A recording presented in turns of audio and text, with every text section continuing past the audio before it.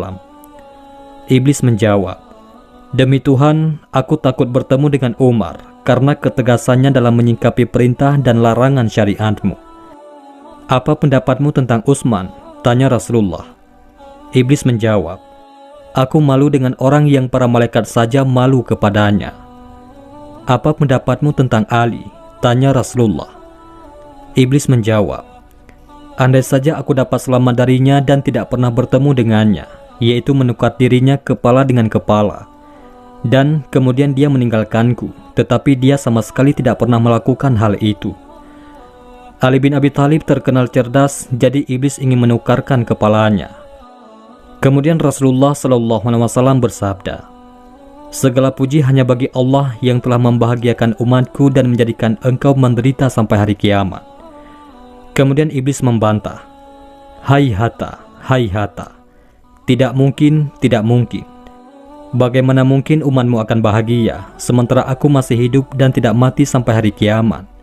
Bagaimana umatmu senang, sementara aku masuk dalam diri mereka melalui aliran darah, daging, sedangkan mereka tidak melihatku? Demi Tuhan yang telah menciptakan aku dan memberi aku waktu untuk menunggu sampai hari mereka dibangkitkan, akan aku sesatkan mereka semua." Maka para sahabat yang bersama dengan Rasulullah merasa gemetar ketika mendengarkan perkataan iblis tersebut. Lalu iblis melanjutkan dengan mengatakan, "Aku akan datangi mereka dari semua jurusan, muka dan belakang, kanan dan kiri. Dan ingatlah, orang yang bersyukur tidak dapat aku datangi. Dan siapa saja tidak terkecuali, yang bodoh atau yang pandai, buta huruf atau tidak, kafir atau beriman, kecuali bagi para hamba yang mukhlis, yakni ikhlas." Kemudian dialog antara Rasulullah SAW dengan iblis dilanjutkan. Rasulullah SAW bertanya, "Siapakah orang yang mukhlis itu menurutmu?" Iblis menjawab, "Apakah engkau tidak tahu, wahai Muhammad? Barang siapa cinta dirham dan dinar, maka dia tidak termasuk orang yang ikhlas untuk Allah. Jika aku melihat orang yang tidak suka dirham dan dinar, serta tidak suka puji dan pujaan, maka aku tahu bahwa dia adalah orang yang ikhlas karena Allah. Oleh karena itu, aku tinggalkan dia. Sesungguhnya orang yang cinta harta, pujian, dan hatinya tergantung pada nafsu ataupun syahwat dunia, dia lebih rakus dari orang yang aku jelaskan kepadamu.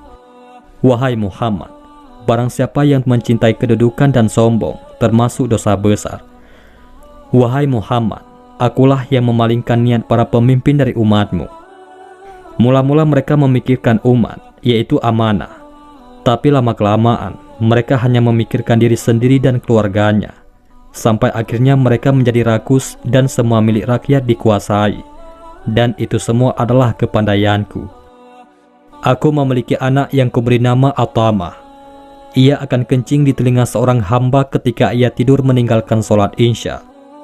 Andai kata tidak karenanya, tentu ia tidak akan tidur terlebih dahulu sebelum menjalankan sholat. Aku juga punya anak yang kuberi nama Mutaqadi. Apabila ada seorang hamba melakukan ketaatan ibadah dengan rahasia dan ingin menutupinya, maka anakku tersebut senantiasa membatalkannya dan dipamerkan di tengah-tengah manusia, sehingga semua manusia tahu. Akhirnya Allah membatalkan 99 dari 100 pahalanya, sehingga yang tersisa hanya 1 pahala. Sebab setiap ketaatan yang dilakukan secara rahasia akan diberi 100 pahala. Aku punya anak lagi yang bernama Kuhyal. Ia bertugas mengusapi celah mata semua orang yang sedang ada di majelis pengajian dan ketika khatib sedang memberikan khutbah, sehingga mereka terkantuk dan akhirnya tidur, tidak dapat mendengarkan apa yang dibicarakan para ulama. Bagi mereka yang tertidur, tidak akan ditulis pahala sedikit pun untuk selamanya. Wahai Muhammad, sesungguhnya di antara umatmu ada yang mengakhirkan sholat barang 1-2 jam. Setiap kali mau sholat, aku temani dia dan aku goda dia. Kemudian aku katakan kepadanya, masih ada waktu sementara engkau sibuk.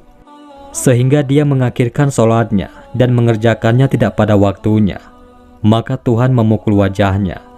Jika ia menang atasku, maka aku kirim satu setan yang membuatnya lupa waktu sholat. Jika ia menang atasku, aku tinggalkan dia sampai ketika mengerjakan sholat. Aku katakan kepadanya, lihatlah kiri kanan. Lalu ia menengok. Saat itu aku usap wajahnya dengan tanganku, dan aku cium antara kedua matanya, dan aku katakan kepadanya, aku telah menyuruh apa yang tidak baik selamanya. Bagaimana mungkin umatmu bahagia, sementara aku menyuruh orang miskin untuk meninggalkan sholat? Aku katakan kepadanya, sholat tidak wajib atasmu, sholat hanya diwajibkan atas orang-orang yang mendapatkan nikmat dari Allah. Aku katakan kepada orang yang sakit, tinggalkanlah sholat, sebab ia tidak wajib atasmu. Sholat hanya wajib atas orang yang sehat. Apakah engkau tidak tahu kisah seorang ahli ibadah yang beribadah secara ikhlas selama 70 tahun, sehingga orang yang sakit menjadi sehat berkat dakwahnya? Kemudian aku tidak pernah meninggalkannya sampai ia berzina, membunuh, berbohong, ingkar, dan akhirnya bertekuk lutut dan bersujud kepadaku. Dialah yang disebut Allah dalam Al-Quran. Bujukan orang-orang munafik itu adalah seperti bujukan setan ketika mereka berkata pada manusia, kafirlah engkau.